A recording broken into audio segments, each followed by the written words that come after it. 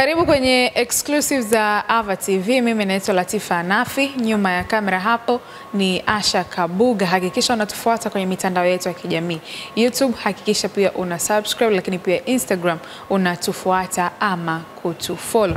Nimekuja hapa kuzungumza kuhusiana na mambo mbalimbali ya kimichezo na legendary tunasema hivyo wa mpira hapa Tanzania, Ali Mayai Tembele. Kwa muda mrefu hatujapata nafasi ya kuzungumza, lakini leo hii kupitia Ava TV nafasi hiyo tunaipata. Kiongozi, shikamoo. Marhaba, karibuni sana Ava TV, na hongereni kwa majukumu ya michezo, kutoa taarifa na kutoa elimu kwa umma, kwa sababu ni jukumu lenu watu wa media, sio tu kutoa taarifa bali pia kutoa elimu kwa jamii.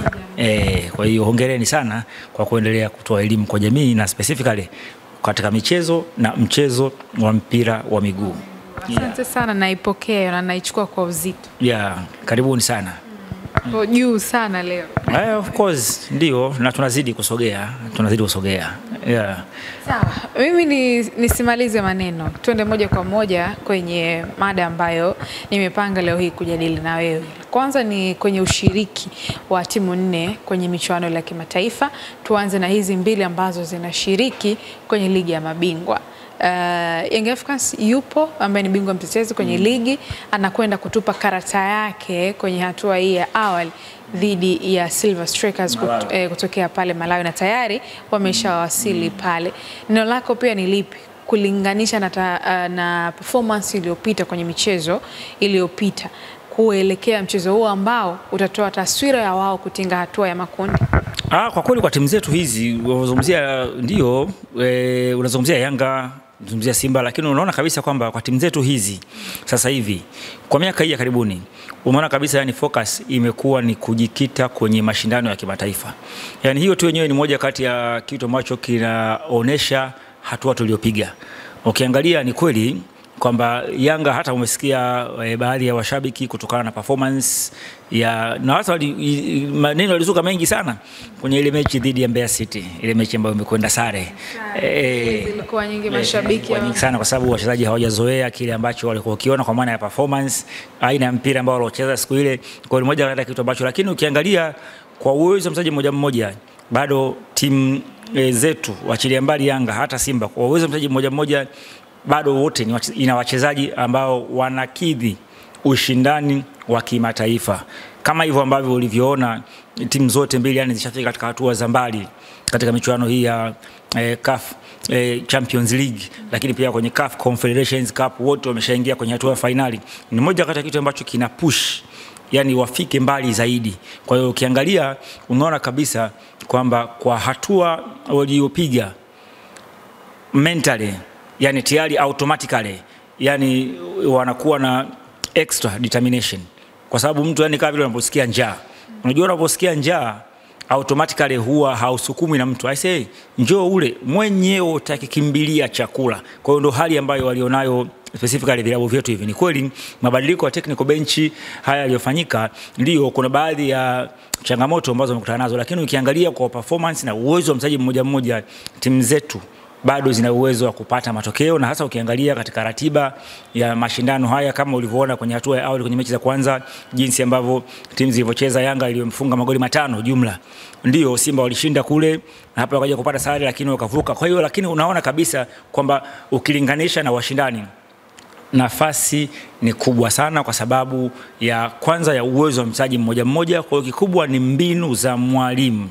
mbinu za walimu wataingia na strategy gani kuingia katika mechi hizo. Lakini sababu kwa bahati nzuri kwa aina ya wachezaji ambao walionao ni wachezaji ambao wana uzoefu, kitu ambacho kimekuwa na manufaa makubwa kwa hiyo katika mechi, na specifically katika mechi hizi za kimataifa. Na kama hivyo wanaanzia away, alafu katika baadaye watakuja kumalizia nyumbani, kitu ambacho kinatoa nafasi ya kuweza yani ya kuvuka hatua kutokana na uzoefu wa kutumia vizuri uwanja wa nyumbani. Sawa, umeigusia hapo mechi ya Mbeya City, mechi ambayo ilizua mambo mengi kuhusiana na kocha Romain Folz. Umeishi kwenye maisha ya uchezaji. Tuambie, ni kweli kwamba Young Africans sio Yanga ile ambayo wananchi wenyewe wanataka kuiona, lakini kama ndio, kocha Romain Folz ndio sababu ya Yanga kuwa hivi? Kila kocha huwa na falsafa yake. Hakuna kocha ambao huwa anakuwa na falsafa ambazo zinafanana. Hakuna kocha. Kila kocha huwa anakuwa na falsafa yake. Kwa sababu kocha normally maybe ni kocha. Yani haiwezekani makocha wote tukawa na mtazamo mmoja. Unajua mchezaji unaweza kuwa unamuona huyu hapa, labda sijui mchezaji huyu hapa wewe unamtumia katika nafasi fulani. Unamtumia huyu hapa labda Job, unamtumia katika nafasi fulani, lakini mimi nakuja mchezaji huyo unashangana mkabidhi majukumu mengine kutokana na falsafa ile ambayo mimi ndio nimekuwa nimesomea na nimekuwa nikitumia katika experience yangu ambayo ya kufundisha. Kwa ni miongoni mwa vitu ambavyo kwa kawaida huwa ni vitu ambavyo havikwepeki kubadilisha falsafa, kwa maana ya kocha huyu alikuwa anacheza hivi lakini kocha huyu anacheza hivi, ingawa style of play ni moja kati ya kitu ambacho washabiki wa Yanga kwa mfano walikuwa wameshazoea, kwa sababu katika misimu mitatu hii hapa yote unaona kabisa kwamba possession or style of play, yani kwa maana ya kumiliki mpira, uwezo wa kumiliki mpira, uwezo wa kutengeneza nafasi, uwezo wa kutoka na mpira nyuma kupita katikati kwenda mbele kwenda kutengeneza nafasi, kina Ucho ni moja kati ya kitu ambacho kimekuwa yani kimeshaingilia akilini mwao wapenzi na washabiki. Kwa hiyo wasipoona kile wanaona mbona timu haijaperform, lakini hiyo ni kitu ambacho hakikwepeki, kwa sababu kikubwa katika mechi hizi huwa kinachoangaliwa ni matokeo. Unajua bahati nzuri mechi kama hizi, mechi za hatua ya awali huwa ni kama vile finali. Ni mechi ambazo huwa timu inajikita kwanza kupata matokeo chanya, na alafu baada ya hapo ndio watakuja kuangalia vitu vingine. Kwa hiyo ni moja kati ya kitu ambacho ndio msingi na naamini ndio kipaumbele kwa kocha wakati anataka hata kama kuintroduce falsafa yake, kwa sababu ukiingiza falsafa yako sio swala la siku moja wala sio swala la siku mbili, ni program ambayo inaendana na inachukua muda. Yani utapanga hivi kwamba labda kama timu inaanza 4-3-3, imezoea kucheza 4-3-3, imezoea kucheza labda na viungo watatu na imekuwa create chances kutokana na kuwepo viungo watatu, wewe labda unakuja labda na 4-4-2 au 4-2-3-1.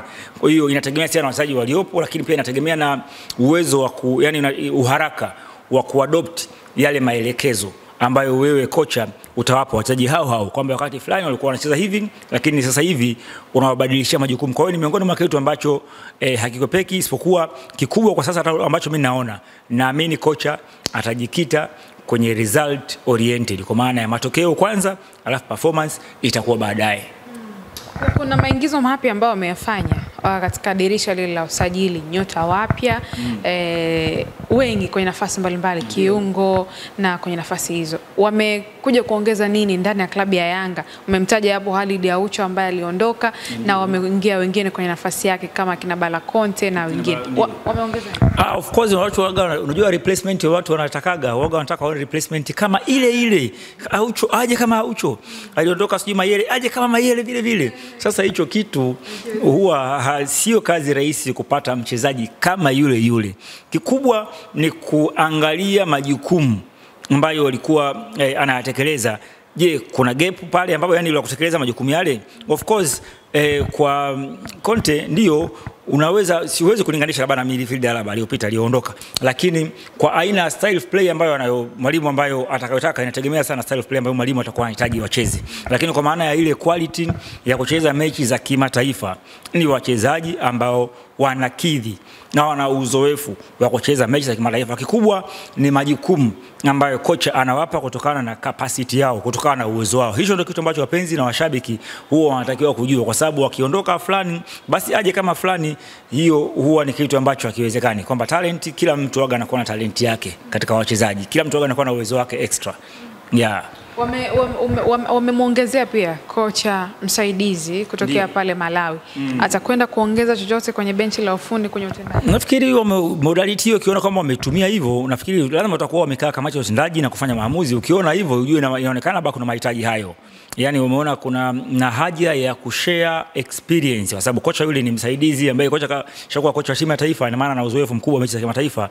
Kwa hiyo ina maana lazima umeona kuna kitu ambacho anaweza kusaidiana, kwa sababu ni msaidizi, kusaidiana na kumshauri kocha katika baadhi ya maeneo, kwenye sio tu kwenye hata kwenye program labda za training program, kulingana na kile ambacho yeye pia ana uzoefu. Kwa sababu bahati nzuri makocha wa unajua kusini mwa Afrika, yani ukanda huu wa kusini, SADC, aina ya mpira ambao wote almost wanacheza huwa inafanana. Nchi nyingi kwa Malawi, South Africa, Zambia, Eswatini, aina ya mpira ambao wanaocheza ni kama mpira wa Spain wakati ule, wa Hispania, kwamba kupossess mpira ndio, yani the best way to win is to possess, the best way to defend is to possess, the best way to attack is to possess. Kwa hiyo kipaumbele huwa ni kumiliki mpira kwanza, ndio kipaumbele, kwa sababu ukimiliki mpira ina maana umejilinda, ukimiliki mpira unashambulia, ukimiliki mpira uko salama kwenye eneo lote lile ambalo unamiliki mpira, ingawa kwenye katikati ya uwanja ndio huwa kunakuwa salama zaidi kwa sababu ni mbali na goli lako. Lakini kwa moja kati ya sababu nafikiri inawezekana ikawa ni hiyo, kwa ajili ya kushare huo uzoefu na kocha mkuu kwa ajili ya ushawishi.